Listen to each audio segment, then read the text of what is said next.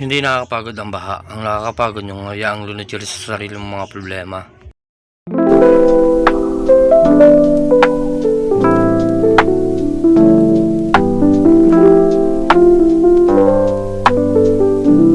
Tingnan mo to. Taon-taon dumadating to. Walang abiso, walang pakiusap, walang pasabi. Bigla na lang aapaw, maninira at magpapatigil sa mundo mo. Pero ito ang totoo. Ang bagyo hindi yan nagtatagal. Ang tubig, ang baha, bigla na lang bababa rin yan. Nasa sayo na lang yan kung tatayo ka na lang doon at magre-reklamo kung nababasa ka. O hakbang ka na lang para patunayan mo na matatag ka. Na mas matatag ka kahit anong hangin dumaan, kaya mo.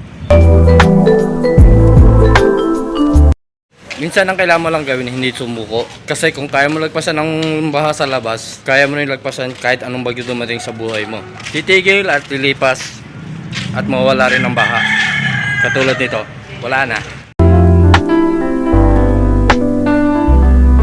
Kung nagustuhan mo ang video natin, pa-like na lang po at subscribe my channel. Kung may mga kakilala ng pinangailangan ng loob, pa-share na lang po. So yun lang, kita-kits sa susunod na vlog. Paalam.